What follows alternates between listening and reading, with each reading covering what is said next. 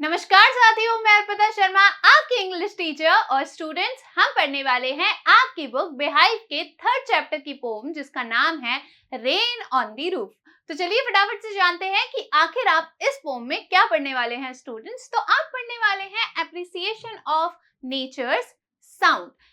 इस पोम में जो पोएट हैं स्टूडेंट्स, वो क्या कर रहे हैं, नेचर की जो साउंड होती है यानी कि प्रकृति की जो ध्वनि होती है उससे जो आवाज निकलती है उसको अप्रिशिएट कर रहे हैं, यानी कि उसकी प्रशंसा कर रहे हैं। नेचर साउंड कौन सी होती है? जैसे आपने सुना हो, जब हवा बहुत तेज चल रही होती है तो उसकी कुछ आवाज होती है। बारिश आती है, जब वो हमारी रूफ पर गिरती है, छत पर गिरती है, तो कुछ आवाज करती है। तो इसे ही नेचर साउंड कहा गया है और इसको हमारे पोएट क्या कर रहे हैं, अप्रिशिएट कर रहे हैं, इसकी प्रशंसा कर रहे हैं। साथ ही साथ में स्टूडेंट्स आप जानेंगे connection between nature and human emotion. प्रकृति और मानव के इमोशंस में, भावनाओं में क्या होता है, एक संबंध होता है। जब भी मनुष्य छोटा होता है या फिर बड़ा होता है, उसकी कुछ यादें नेचर के साथ में जुड़ी हुई होती हैं।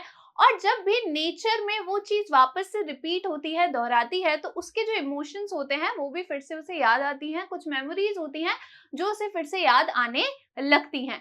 तो चलिए स्टूडेंट्स, अब जानते हैं इस पोम के पोएट के बारे में, जिनका नाम है कोट्सकिनी, जिनका बर्थ स्टूडेंट नवंबर 24 1826 को हुआ था और जिनकी डेथ जनवरी 25 1904 को हुई थी। Was an American lawyer, politician, journalist and poet who wrote Rain on the Roof। जिन्होंने क्या लिखी है स्टूडेंट, आपकी ये प्यारी सी कविता रेन ऑन दी रूफ लिखी है। और ये जो पोम है एक लिरिकल पोम है। लिरिकल पोम क्या होता है, आपको लगेगा जैसे कि एक सॉन्ग के कुछ लिरिक्स चल रहे हैं। और साथ ही साथ में ये जो लिरिकल पोम्स होती हैं स्टूडेंट, इनमें जो इमोशंस होती हैं, भावनाएं होती हैं, वो काफी ज्यादा स्ट्रांग होती हैं। अब जानते हैं कि आखिर आप इस पोम में क्या पढ़ने वाले हैं student. The pome rain on the roof explores the healing and soothing power of nature and the central theme is that rain heels the mind and heart. इसके अंदर बेसिकली स्टूडेंट्स हम ये पढ़ने वाले हैं कि रेन जो होती है या फिर नेचर जो होता है, उसके पास में एक शक्ति होती है कि वो आपको हील कर सकती है। यानी कि जब हम बहुत ज्यादा दुखी होते हैं और अगर हम प्रकृति की तरफ देखते हैं, नेचर की तरफ देखते हैं, तो क्या होता है, हमारा मूड जो होता है वो एकदम से ही लाइटन अप हो जाता है। यानी कि हम जगमगा उठते हैं, हम खुश हो जाते हैं, हल्की सी जो मुस्कान है हमारे चेहरे पर आ जाती है। वो क्यों होता है? क्योंकि नेचर के पास में एक शक्ति है आपको हील करने की, आपको सूद करने की, यानी कि आपको शांति प्रदान करने की। यही इस पोम के अंदर बताया गया है। तो जानते हैं कि आखिर ये पोम हमसे कह क्या रही है, कहना क्या चाहती है। देखिए, when the sky is covered with dark clouds and starts raining, जब भी स्टूडेंट क्या होता है, जब जो स्काई होता है, आसमान होता है, वो घने काले बादलों से क्या हो जाता है, कवर हो जाता है, यानी कि ढका हुआ होता है। एंड इट स्टार्ट्स रेनिंग, और क्या होती है, वर्षा आना शुरू हो जाती है। Have you ever listen to the patter of soft rain on the roof. तो आपसे एक छोटा सा सवाल किया गया है, तो क्या आपने कभी रेन की पैटर जो होता है उसकी आवाज सुनी है छत पर गिरते हुए? पैटर यानी क्या होता है स्टूडेंट, आपने सुना हो तो रेन ड्रॉप जब कहीं पर भी गिरती है तो कुछ आवाज करती है, मान लीजिए छप छप की आवाज, ठीक है। तो आपने कभी ऐसा देखा हो कि कभी बारिश गिरती है तो आपने क्या वो जो छप छप की आवाज है वो कभी सुनी है अपने छत पर गिरते हुए? What thoughts flashed through your mind as you heard this melody of nature?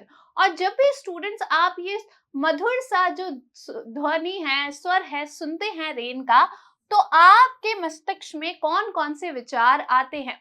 यानी कि किसी ना किसी की कोई ना कोई याद तो नेचर के साथ में जुड़ी ही होती है। चाहे वो वर्षा के साथ हो, चाहे वो हवा के साथ हो, किसी भी चीज के साथ हो, पेड़ पौधों के साथ में हो, हमारी कुछ यादें होती हैं जो हम नेचर के साथ में एसोसिएट कर पाते हैं, यानी कि जुड़ी हुई होती हैं।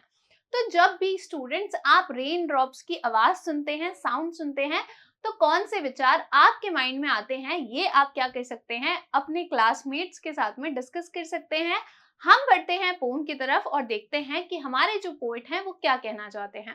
पोम को शुरू करने से पहले स्टूडेंट्स एक ब्रीफली हम समझ लेते हैं कि हमारे जो पोएट हैं वो कहना क्या चाहते हैं।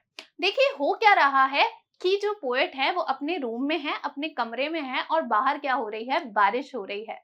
और इस बारिश की पैटर को सुन के यानी कि उसकी छप छप की आवाज को सुनकर कुछ यादें हैं जो पोएट को याद आ रही है और वो बता रहे हैं कि आखिर रेन के साथ में उनकी कौन सी यादें जुड़ी हुई है या किसकी यादें जुड़ी हुई है। तो चलिए फटाफट से शुरू करते हैं। देखिए, when the humid shadows hover over all these starry spheres and the melancholy darkness gently weeps in rainy tears। क्या कहते हैं पोएट कि जब ह्यूमिड यानी क्या होता है, आपने देखा हो बादल जो होते हैं वो ह्यूमिड से भरे हुए होते हैं यानी कि ओस से भरे हुए होते हैं ना, उनमें क्या होता है थोड़ा मॉइस्चर होता है। तो ह्यूमिड यानी कि ओस या मॉइस्चर। शैडोज यानी यहाँ पर मतलब है क्लाउड से। किससे मतलब है? क्लाउड से यानी कि बादलों से। होवर यानी कि मंडराना। होवर यानी क्या होता है? मंडराना। ठीक है, अब देखिए पोएट क्या कहते हैं कि जब भी ये ओस से भरे हुए बादल ऊपर मंडराते हैं over all the starry spheres, किसके ऊपर? स्टारी स्पेयर्स का मतलब क्या है? Star group. स्टार ग्रुप यानी कि तारों का समूह। तो जब भी आसमान किससे ढका हुआ होता है? काले बादलों से ढका हुआ होता है। तारों के ऊपर क्या आते हैं? ये काले काले बादल, ओस से भरे हुए बादल जब आ जाते हैं, and the melancholy darkness gently weeps in rainy tears। तो जब अब काले बादल आ जाएंगे तो फिर आसमान में क्या होता है? एक उदासी भरी डार्कनेस जो है, अंधेरा जो है वो छा जाता है। और उसके बाद में क्या होता है कि आसमान क्या करता है स्टूडेंट्स? आंसू बहाता है। किसके रूप में बहाता है? रेन के रूप में यानी कि बारिश के रूप में। फिर से समझते हैं कि पोएट क्या कह रहे हैं। देखिए, जब भी क्या होता है आसमान में इस तरीके से काले काले बादल आ जाते हैं ओस से भरे हुए। ओस क्योंकि ओस से ही क्या आती है? बारिश आती है। तो ओस से भरे हुए ये जो बादल आसमान में आ जाते हैं तो फिर क्या होता है? एक अंधकार सा जो है वो पूरे आसमान में छा जाता है और ऐसा लगता है कि जब बारिश आती है तो आसमान क्या कर रहा हो? रो रहा हो, क्योंकि वो क्या है? वो दुखी है। तो ऐसा लगता है कि एक अंधकार छा गया है और फिर जो आसमान है वो क्या कर रहा है? आंसू बहा रहा है। किसके रूप में? रेन ड्रॉप्स के रूप में। हार्ड वर्ड रिवाइज करेंगे स्टूडेंट। ह्यूमिड यानी कि नमी, शेडोज यानी परछाई, होवर यानी कि मंडराना, स्टारी स्पेयर्स यानी कि तारों का समूह, मेlancholy यानी कि उदासी भरी। आगे देखिए students. What a bliss to press the pillow of a cottage chamber bed and lie listening to the patter of the soft rain overhead। अब आगे पोएट कहते हैं कि अब आपको पता है कि बाहर तो क्या हो रही है? बाहर बारिश हो रही है। तो पोएट कहते हैं व्हाट अ ब्लेस। ब्लेस यानी क्या होता है? आनंद या सुख यानी कि हैप्पीनेस। तो पोएट कहते हैं कि जब ऐसे बाहर बारिश हो रही होती है तो कितना आनंद भरा ये समय होता है अपने सर को पिलो से प्रेस कर देना। यानी कि जब बाहर बारिश हो रही होती है और हम अंदर रूम में होते हैं तो फिर क्या होता है? हमें लगता है कि थोड़ी देर लेट के आंखें बंद करके क्या सुनते हैं? रेन की जो साउंड है उसे सुनते हैं। तो पोएट कहते हैं व्हाट अ ब्लेस यानी कि ब्लेसिंग है, खुशी है, आनंद है कि कितना ज्यादा सुख वाला ये समय है। टू प्रेस द पिलो कि जो पिलो है, जो तकिया है उसे दबाना। किससे दबाना? अपने सर से दबाना यानी कि तकिए पर लेट जाना। कहां पर लेट जाना? Of a cottage chamber bed, एक कुटिया कक्ष के अंदर लेट जाना। अब यहाँ पे कॉटेज चैम्बर का मतलब क्या है? पोएट का बेडरूम, जिस रूम में वो रहते हैं उनके बेडरूम के बारे में वो बात कर रहे हैं। And lie listening to the patter of the soft rain overhead. और वो कहते हैं इस प्रकार से लेट कर, तकिए पर सर रखकर, उसको प्रेस कर कर लेटे हुए वो जो पैटर है यानी कि वो जो पटपट की ध्वनि है, छप छप की ध्वनि है, उसको सर के ऊपर सुनना कितना अच्छा लगता है, कितना आनंद भरा है। फिर से रिवाइज करते हैं। वो कहते हैं कि कितना ज्यादा आनंद भरा है, कितना ज्यादा सुख है इस तरीके से तकिए को प्रेस कर देना, यानी कि अपने बेडरूम में, अपने रूम में लेट कर, तकिए पर लेट कर, बाहर वो जो छत पर क्या गिर रही है? रेन ड्रॉप्स गिर रही है, जो सॉफ्ट सॉफ्ट सी हल्की हल्की सी बारिश की बूंदें गिर रही है, उसको लेट कर सुनना कितना ज्यादा आनंद भरा होता है। हार्ड वर्ड रिवाइज करेंगे स्टूडेंट। ब्लिस यानी कि आनंद या सुख, कॉटेज चैम्बर यानी कि कुटिया कक्ष यानी कि घर का कोई कमरा, पैटर यानी पटपट ध्वनि, ओवरहेड यानी कि ऊपर। आगे देखिए student, every tinkle on the shingles has an echo in the heart and 1,000 dreamy fancies into busy being start. आगे पोएट कहते हैं कि अभी आपको पता है बाहर क्या हो रही है, बारिश हो रही है, तो पोएट कहते हैं एवरी टिंकल, टिंकल यानी खनखनाहट या झनकार। तो टिंकल किसे कहा गया है, रेन ड्रॉप्स जब कहीं पर गिरती हैं तो कुछ आवाज करती है ना, तो उसे ही क्या कहा गया है, उसकी आवाज को खनखनाहट या झंकार कहा गया है। तो देख रही है every tinkle on the shingles, shingles यानी क्या होता है, आपने देखा होगा कहीं पर इस तरीके से ये जो यहाँ पर खपरे होते हैं इन्हें क्या कहा जाता है, शिंगल्स कहा जाता है। इस तरीके की शेप के होते हैं, इससे क्या बनाई जाती है, छत बनाई जाती है, छत के ऊपर होते हैं जैसा कि आप यहाँ पर देख सकते हैं। तो वो कहते हैं एवरी टिंकल यानी कि ड्रॉ, वो जो खनखनाहट, वो जो आवाज है जो कि किस पर गिरती है, खपरे पर गिरती है, शिंगल्स पर गिरती है, has an echo in the heart, उसके दिल में क्या होती है, एक गूंज होती है। यानी कि वो जो रेन ड्रॉप्स है उसकी जो खनखनाहट है वो सीधे कहाँ जाती है, आपके हृदय में जाती है और क्या करती है, गूंजती है। And 1,000 dreamy fancies into busy being start. अब यहाँ पे बीइंग का मतलब क्या है, ह्यूमन बीइंग से यानी कि व्यक्ति से। तो पोएट कहते हैं और हजारों कल्पनाएं या फिर हजारों कल्पनाएं, ड्रीम्स, सपने क्या होते हैं, एक व्यक्ति में आना शुरू हो जाते हैं। यानी कि जब भी कोई व्यक्ति क्या करता है स्टूडेंट, जब भी कोई रेन ड्रॉप्स को सुनता है यानी कि उसकी साउंड को सुनता है तो उसके अंदर हजारों कल्पनाएं जो हैं वो उसके मस्तिष्क में, माइंड में क्या हो जाती हैं, शुरू हो जाती हैं, आने लगती हैं। और यहाँ पर बीइंग का मतलब किससे है, यहाँ पर पोएट खुद की बात कर रहे हैं। ठीक है, अगर हम जर्नल देखें तो ह्यूमन बीइंग से मतलब है, और अगर हम पोम में देखें तो यहाँ पर पोएट खुद की बात कर रहे हैं। हार्ड वर्ड रिवाइज करेंगे स्टूडेंट्स, टिंकल यानी कि खनखनाहट या झनकार, शिंगल्स यानी कि लकड़ी के खपरे, इको यानी कि गूंज, फैंसीज यानी काल्पनिक, बीइंग यानी कि प्राणी या व्यक्ति। आगे देखिए स्टूडेंट्स, अब जानते हैं कि आखिर उनके माइंड में क्या थॉट्स आ रहे हैं। And 1,000 recollection weave their air threads into woof as I listen to the patter of the rain upon the roof। आगे पोएट कहते हैं और हजारों रिकलेक्शंस, रिकलेक्शन यानी कि अनुस्मरण, अनुस्मरण यानी कि यादें। ठीक है, यहाँ पर क्या मतलब है, यादें। देखिए एक तो होता है कलेक्ट करना किसी चीज को यानी कि उसे इकट्ठा करना, रिकलेक्ट यानी करना यानी कि फिर से उसे इकट्ठा करना, यानी कि यादों को फिर से याद करना। तो वो कहते हैं कि हजारों यादें आने लगती हैं और क्या करती हैं, देखो वीव यानी होता है बुनना, और वूफ यानी क्या होता है, वो जो बनावट का तार होता है ना, ये जो पूरा प्रोसेस होता है। अब यहाँ पर पोएट इसे कहना तो वेफ्ट चाहते हैं, लेकिन क्योंकि वो रूफ से क्या कर रहा है, वूफ राइम कर रहा है, इसलिए उन्होंने कौन से वर्ड का यूज किया है, वूफ का यूज किया है। तो वो कहते हैं कि हजारों यादें जो हैं वो अपना तार जो है वो बुनने लगती हैं, यानी कि यादों का ताना बाना जो है वो शुरू हो जाता है। यहाँ पे आपने देखा होगा पलंग बनाते हैं, उसमें भी इस तरीके से आपने देखा होगा, पहले एक धागा ऐसे जाता है फिर ऐसे जाता है, इसे क्या कहते हैं, ताना बाना कहते हैं ना, बनावट कहते हैं। कब होता है ये सारी चीजें, यानी कि कब उन्हें यादें आती है, वो कहते हैं as I listen to the patter of the rain upon the roof, कि जब मैं छत पर गिर रही उस पटपट की आवाज को, बारिश की उस पटपट की आवाज को सुनता हूं, तब क्या होने लगता है, हजारों यादें क्या करने लगती हैं, उनका ताना बाना शुरू हो जाता है, उनके धागे क्या होने लगते हैं, जुड़ने लगते हैं। हार्ड वर्ड रिवाइज करेंगे स्टूडेंट्स, रिकलेक्शंस यानी कि अनुस्मरण, वीव यानी कि बुनना, वूफ या वेफ्ट आप कह सकते हैं, ताना बाना या बनावट का तार। आगे देखिए students, now in memory comes my mother as she used in years agone to regard the darling dreamers as she left them till the dawn।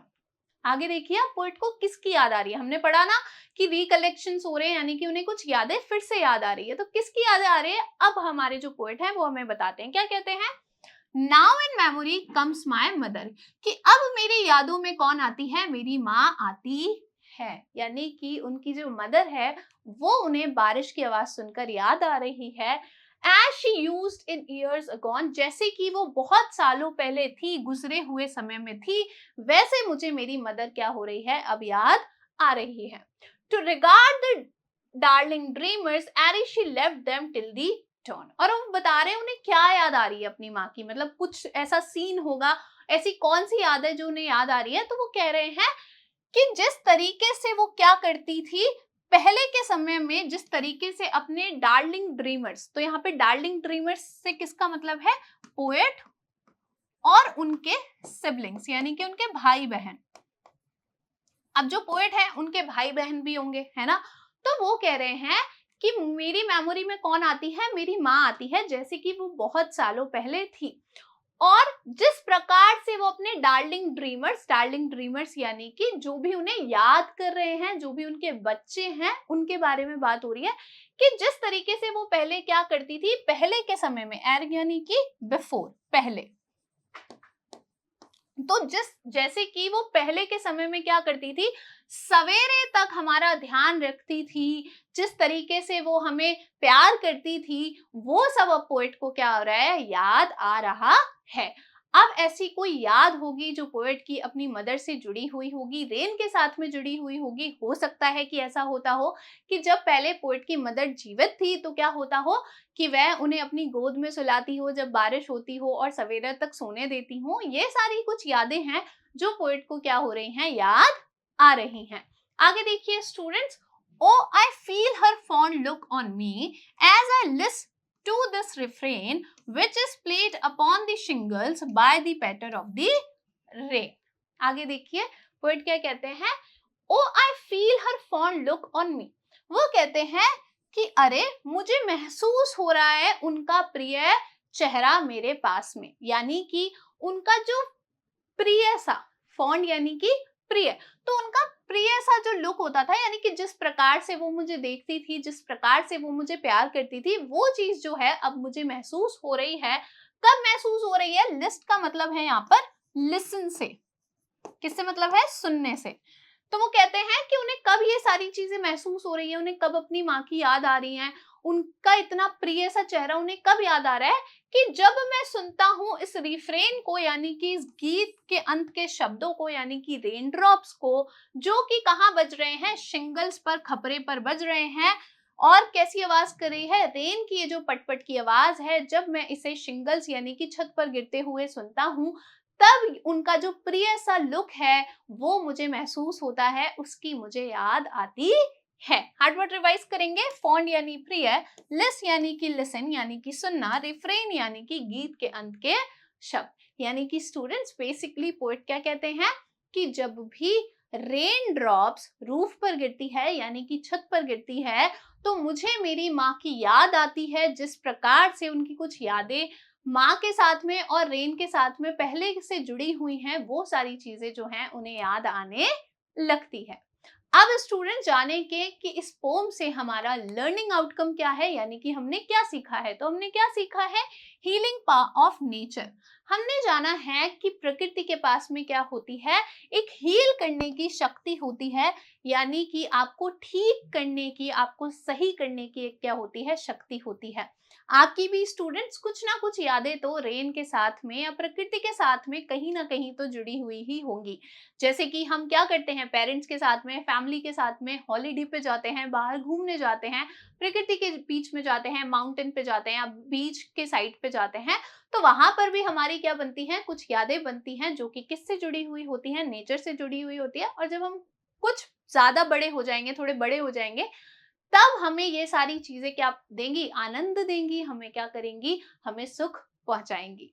Students अब करेंगे कुछ असेसमेंट क्वेश्चन, जिनको पहले डिस्कस करेंगे और उनका सही आंसर निकालेंगे। पहला सवाल देखिए, name of the poet of this pome. इस प्यारी सी पोम के कवि कौन है, पोएट कौन है। आपके ऑप्शन है students, option A W.B. Yeats, B William James, C William Wordsworth, D Coates Kinney. तो आपको पता है इस पोम के पोएट कौन है, रेन ऑन द रूफ के पोएट का नाम है कोट्स कीनी। ऑप्शन डी आपका क्या हो जाएगा, करेक्ट आंसर हो जाएगा।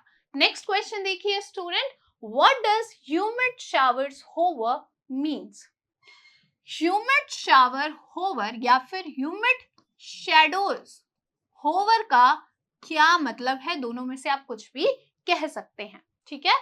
तो इनका मतलब क्या है, आपके ऑप्शंस हैं, option A dark clouds cover the night sky, B darkness, C humid rain, D none.